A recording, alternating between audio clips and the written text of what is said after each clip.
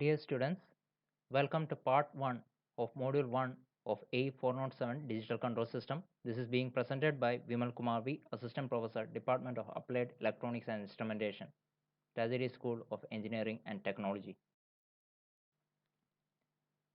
Part 1 deals with basic elements of discrete data control systems, advantages of discrete data control systems, disadvantages of discrete data control systems.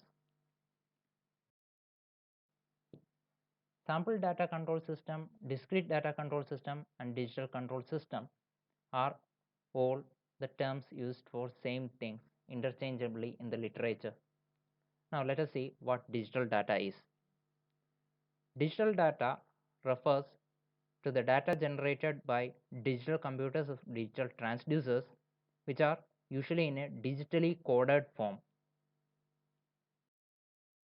Let us see what sample data output is. You can see x of t is a signal that is continuous. It is represented by the blue curve. You can see it is continuous in time. That is, you take any time, okay, so between the start and end of the curve you will have a value for that. It is defined at any time, so it is continuous time. On the other hand, if you take x s of t, which is represented by the green lines, okay, so it is only available at 0 time t is equal to 0, then at t is equal to ts, then at t is equal to 2ts, etc., etc. So it is not available in a continuous way. It is only available in between certain times. Okay, so we can see it is only available at multiples of ts. It is only available at multiples of time ts. So this is called a signal. The green signal x s of t is called the sampled signal, and it is obtained by sampling x of t, and it is only available at multiples of the sampling time period ts. Now sample data output can also represented as this: e of t after passing through the sampler becomes e star of t. Here e star of t refers to the previous case where it was sampled in a way such that in between bit was negligible. On the other hand, the E star P of t in the figure shows that E of t, the sampling takes place for a certain width. That is, even though it is sampled at time t, then 2t, 3t, 4t, etc., but the signal persists for certain width p, certain small time period p. So ideally this width p should be negligible. So when p tends to 0, we say it is ideal sampling. So if p is the width, we say that e p star of t, but if it is ideal sampling, we say e star of t. So that is the difference. Now please explain sampling. Please explain sampling. It is the process of converting continuous time signal x of t into discrete time signal x of n. X of n is obtained by extracting x of t at every tth second, where capital T is known as sampling period or sampling interval. You can see that from the figure. X of n is the x of t at t is equal to n of t, nt, sorry. Now you can see the sampling. We are passing x of t, the continuous time signal. It is being passed through a sampler which switches on at time intervals ts. Okay, so now this is x of t that is shown in the figure. After passing through the sampler, okay, this signal, so it is a discrete time signal. See, the values are only defined at multiples of sampling time ts. Now we can superimpose signals to have a better vision. So after passing through the sampler, we have the signal. Okay, we have the signal which is discrete in time. Now when we are dealing with digital system, okay, we have something called as digitally coded signal. We have something called as digitally coded signal. So let us see what a digitally coded signal is. Now in this figure we have a discrete time continuous value signal. That means that it has been passed through the sampler. It has been passed through the sampler, but the values taken by the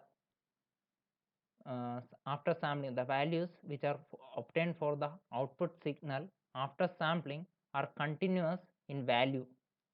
Okay, so they can have infinite value, but when we have to represent that in a digital form, we should be capable of representing in terms of bits. Say we want to express these values in terms, we want to express the values in terms of 3 bits. So we have certain values that are provided. So 000, 001, 010, 011, etc. up to 111. If you want to represent any value in between, we will have to round it up to the nearest possible value. Okay, so that is a limitation. So digitally we can represent the values of the discrete time signal in terms of this 3-bit by digitally coded values. Now what happens then? Let us see what happens. When we do the approximation, the signals become something like, see, we have approximated the discrete time signals to the nearest possible values.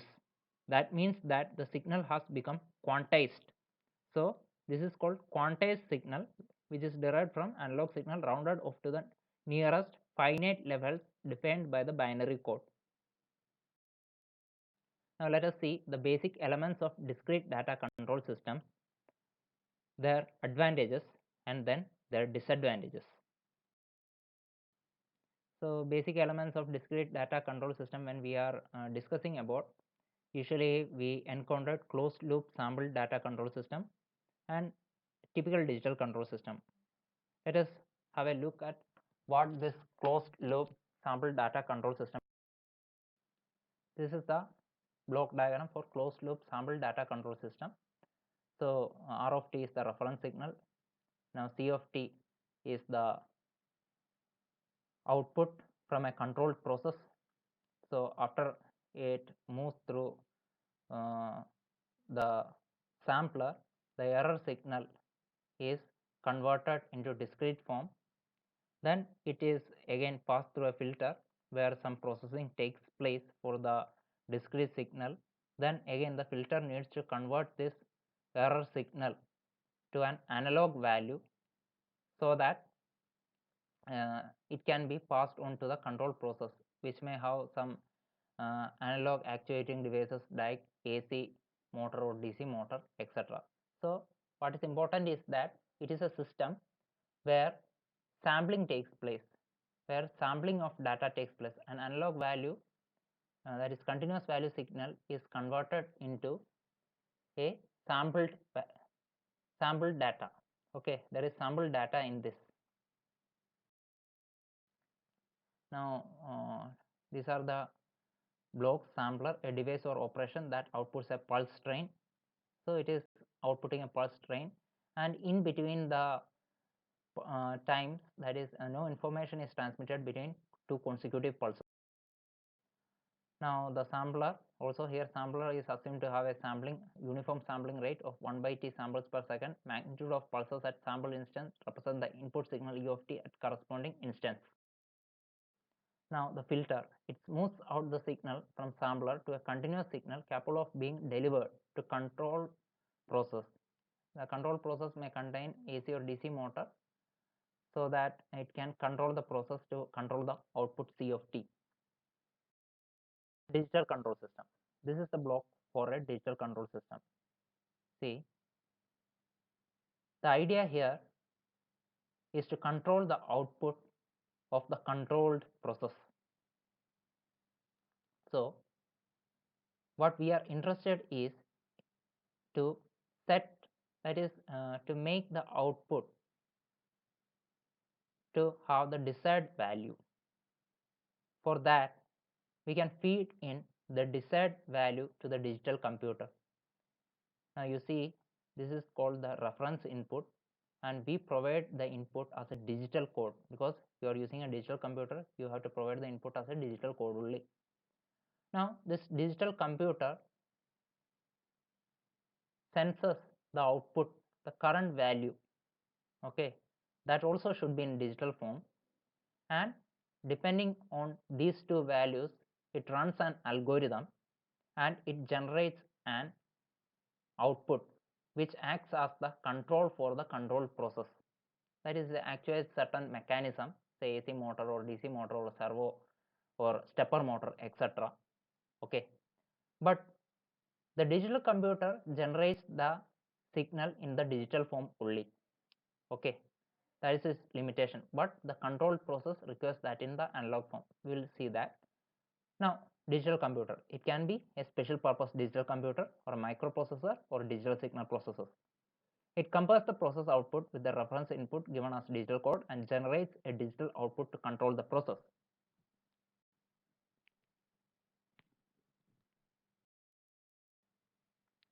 The digital to analog converter, as was mentioned in the previous slide, the signal to be given to the control process should be in analog form to control AC or DC motor, but the control signal from digital computer is in digital form. Thus, the digital to analog converter executes this conversion to convert the digital control signal to analog form.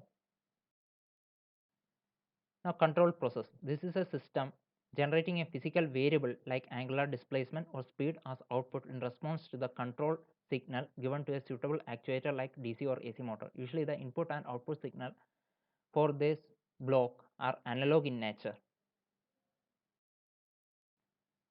Analog to digital converter. This block converts the analog output of control process to digital form so as to provide feedback to digital computer.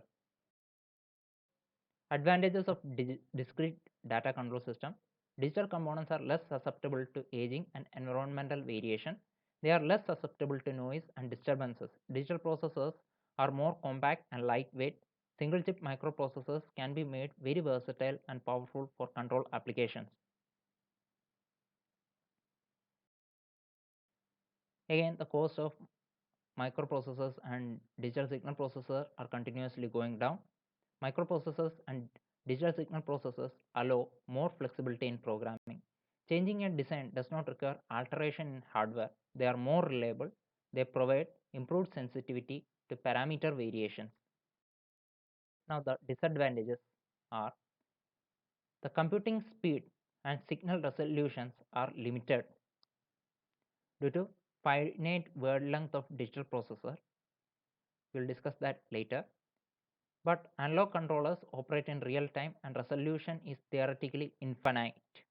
The finite wavelength of digital processor often translate into system instability in the form of limit cycles in closed loop system. Now, because of this and also the limitation in computing speed causes time delay. See, the digital computer takes some time to run the algorithm. If that goes beyond a certain time, it can cause the delays which are unacceptable and that can cause the entire loop unstable. So the limitation in computing speed causes time delays in the control loop which may cause instability in closed loop system. So these are the disadvantages. Thank you.